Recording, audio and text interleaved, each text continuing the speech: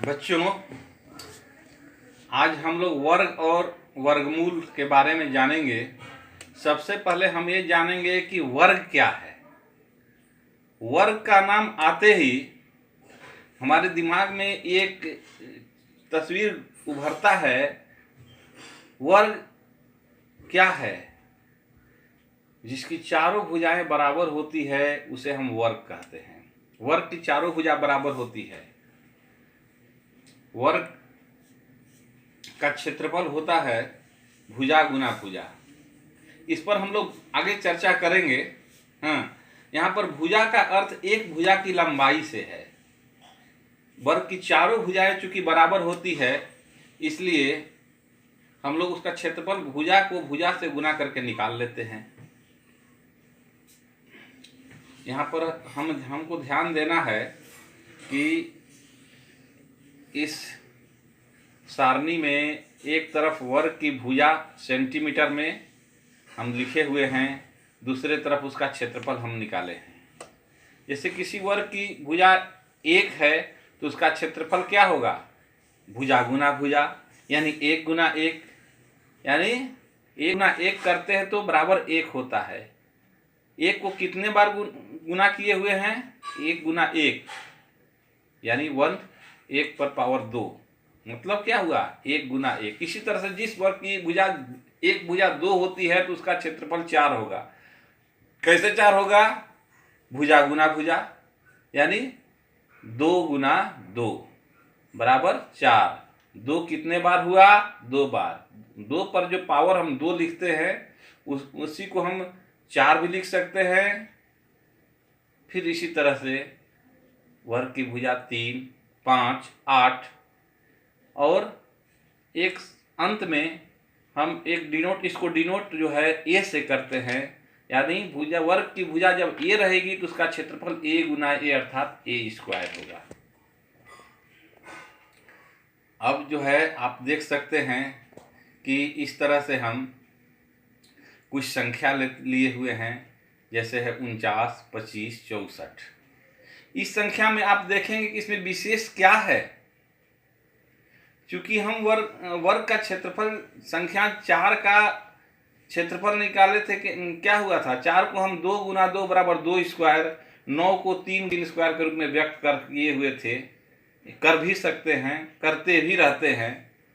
तो हम इस प्रकार हम देखते हैं कि सभी संख्याओं को उसी संख्या के गुणनफल के रूप में हम व्यक्त किया जा सकता है हमारे द्वारा। आप भी इसको कर सकते हैं। इस प्रकार की संख्या जैसे 14 है, कुछ संख्या 14, 9, 16, 25, इस टाइप की संख्याओं को हम वर्ग संख्या कहते हैं। क्योंकि वर्ग संख्या हम उसे कहेंगे कि जैसे आपका 9 है तो 3 गुना 3 बराबर 9 आया है। 1 है, 4 है, 16 है, 25 है। लेकिन यदि हम 6 है, 6 लिखेंगे तो 6 वर्ग संख्या नहीं होगी। क्योंकि 6 को 2 गुना 3 करने पर 6 प्राप्त होता है, 3 गुना 3 करने पर 9 प्राप्त हो जाता है, लेकिन 6 प्राप्त नहीं होगा। 6 जिस संख्या को उसी संख्या से गुना करते हैं और जो गुणनफल प्राप्त होता है तब उसको हम क्या कहते हैं? वर्ग संख्या कहते हैं। इस तरह से 6 वर्ग संख्या नहीं हो पाएगा। तो साधारणतया हम यहाँ पर एक चीज आपको और बता दें कि यदि एक प्राकृत संख्या m को n स्क्वायर से व्यक्त करते हैं तो जहाँ n कोई प्राकृत संख्या है तब m वर्ग संख्या होगी। अब आप देखें कि क्या 32 एक वर्ग संख्या है? तो इसमें हमने पहले भी बताया कि 5 स्क्वायर बराबर 25, 6 स्क्वायर बराबर 36 होता है। तो चूंकि 32 यदि 32 एक वर्ग संख्या है तो यह एक प्राकृत संख्या का वर्ग होना चाहिए कि नहीं होना चाहिए? बिल्कुल होना चाहिए। लेकिन यहाँ जो है 5 और 6 के बीच में हो वैसी संख्या, परंतु यहाँ 5 और 6 के बीच कोई प्राकृत संख्या है ही नहीं। संख्याएं 1, 4, 9, 16 वर्ग संख्याएं हैं। ये संख्याएं पूर्ण वर्ग संख्या भी कहलाती है। अब देखिए इन संख्याओं पर 1 से लेकर के 12 तक की संख्याओं का मैंने वर्ग किया है। एक का वर्ग किए हैं, 1 गुना 1 बराबर 1, 2 का वर्ग किए हैं यानी 2 गुना 2 बराबर 4, 3 का उसी तरह से, 4 का 5, 6, 7, 8, 9, 10, 11 का करेंगे 11 गुना 11 121, 12 का करेंगे 12 गुना 12 144, 13 का करेंगे 13 गुना 13 169, 14 का करेंगे 14 गुना 14 196, 15 का करेंगे 15 गुना 15 225, 16 का करेंगे 16 गुना 16 256 होगा, 17 का 289 होगा, 18 का 324 होगा, 19 का 361 होगा, और इस तरह से 20 का 400 तक होता है, 21 का 441 होता है। इस तरह से देखा जाए तो यहाँ तक पूरा 50 तक का ये दिया हुआ है। तो आप इसमें ध्यान से देख लेंगे। हाँ, तो अब हम आते हैं विषम संख्याओं के जोड़ पर। देखिए, यदि एक विषम संख्या का एक पहली संख्या लेते हैं, एक में दूसरी उसमें 2 जोड़ते हैं तो क्या आता है? 3 विषम संख्या है। एक का जब वर्ग करते हैं 1 गुना 1 बराबर 1 होता है। एक में जब 3 जोड़ते हैं विषम संख्या, 3 विषम संख्या है तो 4 हो जाता है। तो 4 का वर्ग करेंगे 2, देखिए 4 बराबर 2 स्क्वायर। इसी तरह से अगली विषम संख्या 5 है तो एक में 3 जोड़े हैं, फिर अगली विषम संख्या 5 जोड़ दिए तो योग हो जाता है हमारा 9। तो तीनों इसका तो 9 क्या हुआ? 3 का वर्ग है, 3 स्क्वायर। इसी तरह से हम विषम संख्या जो बढ़ाते जाएंगे, 3, 5, 7, 9, 11, 9 जोड़ेंगे, फिर इधर 16 आएगा। फिर इसी तरह से 11 आप देख रहे हैं 36 का वर्ग हो जा रहा है। तो इस प्रकार हम कह सकते हैं कि पहली n विषम प्राकृत संख्याओं का योग n स्क्वायर हुआ। पहली n विषम संख्याएं का योग क्या हुआ? n स्क्वायर हुआ। तो यहाँ 25 बराबर, एक ध्यान दो कि 25 बराबर क्या हुआ है? एक विषम संख्या, 1 जोड़ 3 जोड़ 5 जोड़ 7 जोड़ 9 सभी विषम संख्याएं हैं। अतः 25 एक पूर्ण वर्ग संख्या है।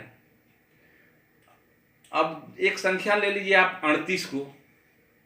38 को 1 से प्रारंभ होने वाली क्रमागत विषम संख्याओं के रूप में हम नहीं लिख सकते हैं, और इस तरह से 38 एक पूर्ण वर्ग संख्या नहीं है। अतः हम कह सकते हैं कि यदि कोई प्राकृत संख्या 1 से प्रारंभ होने वाली क्रमागत विषम संख्याओं के योग के रूप में व्यक्त नहीं हो सकती तो वह संख्या पूर्ण वर्ग संख्या नहीं है। एक संख्या पूर्ण है या नहीं, यह जानने के लिए हम आगे एक परिणाम हम देखते हैं, इसका उपयोग करेंगे। परिणाम है, देखिए संख्याओं का पूर्ण वर्ग को ज्ञात करेंगे। जैसे कोई छोटी संख्या लीजिए 3, 4, 5, 6, 7, इसका वर्ग ज्ञात करना तो सरल है, लेकिन यदि हमें 23 का वर्ग ज्ञात करना है शीघ्रता से तो कैसे करेंगे बताइए? हमें 23 को 23 से गुना करने पड़ेंगे, तब जाकर के 23 का वर्ग प्राप्त होगा। बिना गुना किए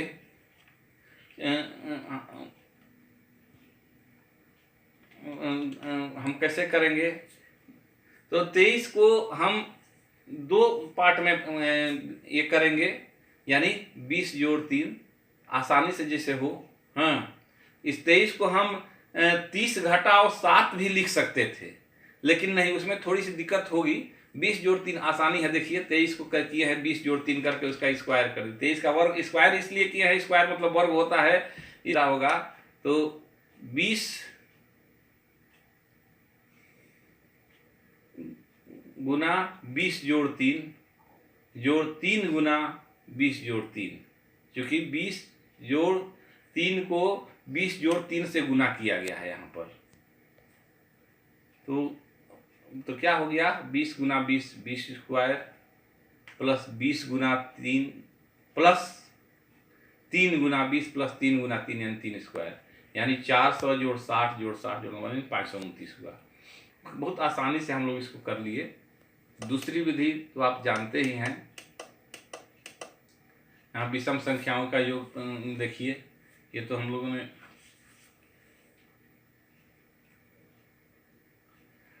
अब देखिए दूसरा एक विकर्ण विधि के द्वारा हम लोग वर्ग ये संख्या का वर्ग निकालेंगे।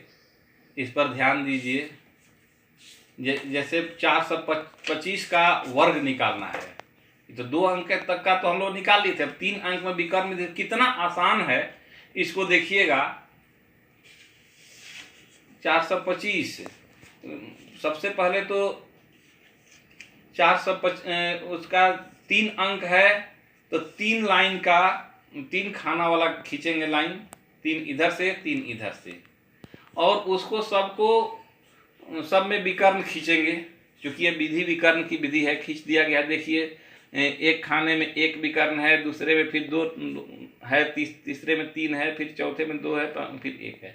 अब 425 में पहले में शुरू में 425 ऊपर से भी लिखे हैं, हर खाने के ऊपर 4 2 5, इधर से भी 4 2 5 है। 4 को 4 से गुना करेंगे, 4 चौके 16, ऊपर 1 नीचे 6 आया। फिर 4 को 2 से गुना करेंगे 8। चूंकि ये दोनों में लिखना है इसलिए ऊपर वाले में चूंकि कुछ नहीं है तो 0 लिखेंगे। फिर 4 5 6 20 लिख दिया। फिर उसी तरह से 2 को 2 से गुना किए हैं, 2 को 4 से करेंगे, तो 2 चौके 8, ऊपर खाली घर है 0 कर दिया। 2 दूनी 4, खाली घर है 0, 2 5 6 10, ठीक है। फिर 5 को 4 से गुना करेंगे, 5 चौके 20, 5 दूनी 10 और 5 6 25 हो गया। अब देखिए सबसे नीचे जाएंगे और नीचे में अब देख रहे हैं कि 5 है केवल सिंगल घर में, तो 5 को नीचे लिख लिया। अब सबको जोड़ जोड़ के लिखना है, क्योंकि वहाँ 5 ही है इसलिए 5 ही, और उसके अलावा तो कुछ लिख नहीं सकते हैं। दूसरे में जाए हैं 0 जोड़ 2 जोड़ 2 बराबर 2 हुआ। तीसरे घर में जाते हैं 0 जोड़ 1 जोड़ 4 जोड़ 1 जोड़ 0, यानी 4 2 6।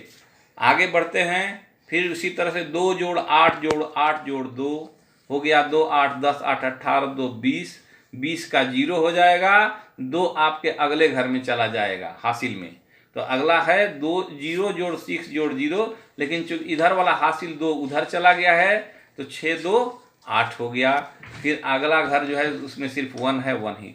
अब जो लिखे हुए हैं उसमें देखिए नीचे नीचे अंक के नीचे डैश दिए हुए हैं, उन अंकों को लिख देना है हमको बराबर करके, वही आपका गुणनफल हो जाएगा। बहुत आसान से 1 8 0 6 2 5 लिखेंगे तो हो जाएगा आपका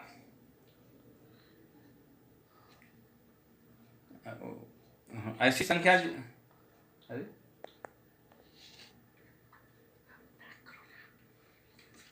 तो हम देखते हैं इसका हो जाएगा संख्या 8 इकाई दहाई सैकड़ा हजार 10,000 80,620, ठीक है। तो इस तरह से हम विकर्ण द्वारा वर्ग निकालने की एक आसानी विधि हम जानकारी प्राप्त किए। अब शेष अगले दिन हम आप लोगों को बताएंगे इससे आगे की विधि जानकारी। धन्यवाद।